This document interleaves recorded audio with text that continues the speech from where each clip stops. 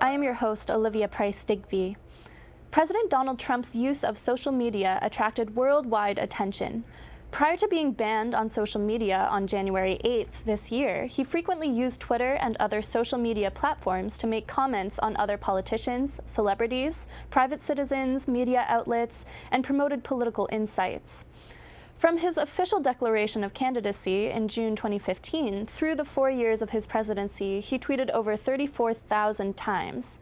Since early in his presidency, Trump's tweets have been considered official statements made by the President of the United States. Trump often posted controversial statements on his Twitter account. After pressure to ban him from multiple facets, Twitter permanently banned President Donald Trump's account last Friday. This came in response to Trump using the platform to incite the violent riots that occupied the U.S. Capitol buildings on January 6th. In a tweet, he stated the riots were totally appropriate, while also noting that there should be no violence. Twitter took the highly unusual step after concluding that Trump's latest tweets constituted a risk to public safety. The president's account, which had over 88 million followers, had been suspended permanently. Twitter tweeted, "After close review of recent tweets from the @RealDonaldTrump account and the context around them, we have permanently suspended the account due to the risk of further incitement of violence." Other social media platforms such as Facebook, Instagram, and YouTube have followed Twitter's lead in banning President Trump, as inciting violence goes against their usage policies. However, the world's opinion is divided over Trump's ban from social media. German Chancellor Angela Merkel has sharply criticized Twitter's decision to ban U.S. President Donald Trump, calling it a problematic breach of the fundamental right to free speech. Ms. Merkel said through her spokesman that the U.S. government should follow Germany's lead in adopting laws that restrict online incitement rather than leaving it up to platforms such as Twitter and Facebook to make up their own rules. Ms. Merkel's criticism of the ban was echoed by France's finance minister Bruno Le Maire. He told France Inter on Monday that he was shocked by Twitter's move. He added, "Digital regulation should not be done by the digital oligarchy itself. Regulation of the digital arena is a matter for the sovereign people, governments, and the judiciary." The ban has also come under attack from Alexei Navalny, the prominent Russian blogger and dissident. He called it an unacceptable act of censorship that would be used by the Kremlin to justify his own blacklisting by state media. "Free speech is dead and controlled by leftist overlords," tweeted Donald Trump's son, Donald Jr. "The Ayatollah and numerous other dictatorial regimes can have Twitter accounts with no issue despite threatening genocide to entire countries and killing homosexuals, etc. But the President of the United States should be permanently suspended. Mao would be proud." Google, Apple, and Amazon have suspended the social network Parler from their app stores. Many people are now questioning the future of free speech control in the hands of big techs. And this leads us to a larger question. What is the extent of free speech in our society? And where does public interest lie in the midst of that? I am joined today by Tahir Gora in our studio, who is a renowned journalist and strong proponent of free speech. Welcome, Tahir Gora. So I am interested to know what your initial impressions are on Twitter and other social media platforms' response to Donald Trump and banning him. Yes, no, it is very shocking and alarming because it's not just about President Donald Trump. It's about free speech. Twitter and Facebook and other social media outlets, they have power to govern their rules. We understand it. But we are also consumers of Facebook and Twitter and all social media. We all are family of social media. So in this scenario, I must say that we find it little too over the boat. Twitter is a private commercial space, and do you think that private companies have the right to control what happens on their platform, or what boundary of free speech lies within that? Twitter, Facebook, and social media, they are private companies, they are private businesses. but they need to understand their consumers as well. Their consumers is, as I said, we the 6-7 billion people on the planet are their consumers. Mm-hmm. So they have to respect consumers' accommodation as well. It's a two-way traffic. It's not just like that, okay, this is our business, we'll not let you to in.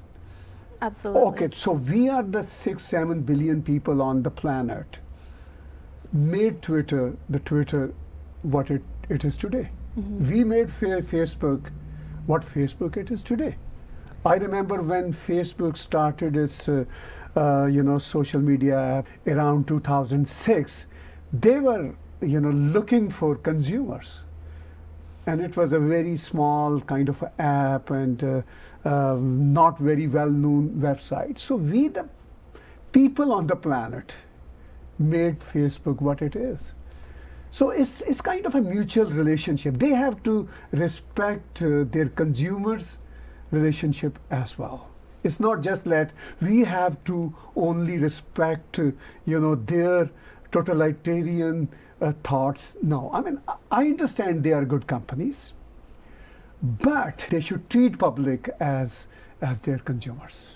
Right. So one thing that some foreign leaders, such as Angela Merkel, have been saying is that in Germany, they have restrictions on the limits of social media and free speech written into their legislation. There are not so many restrictions put on that in the United States and here in Canada as well.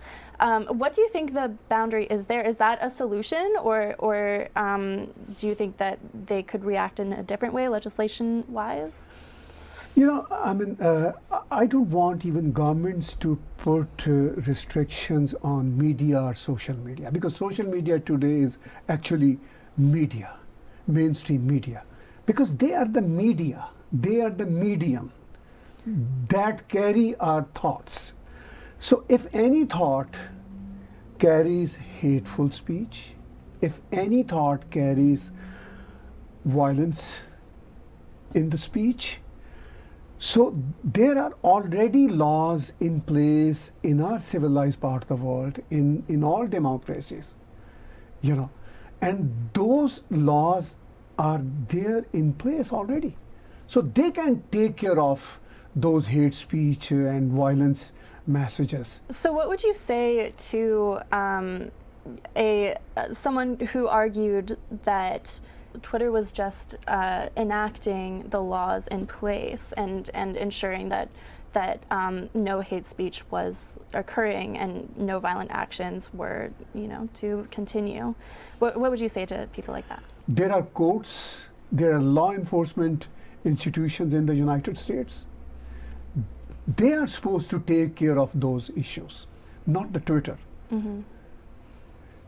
So, I mean, at this moment, we find Twitter is the supreme police. I think it's very key to point out that social media has kind of developed in its own vacuum, where there are no real policies in place, and it was kind of ahead of the policies. It is kind of in this gray area where we don't, there weren't things in place right at the exact time when it was being developed. So I think the points that you're making are very clear, that it's very clear that there's a gray area and people are misunderstanding it on all sides. So there's a gray area, as well as there are black and white as well. Mm-hmm.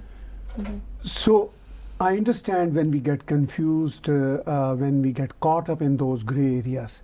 But when there is a very black and white thing, that if I utter any hatred remarks, if I utter any violence remarks, law enforcement agencies need to come first.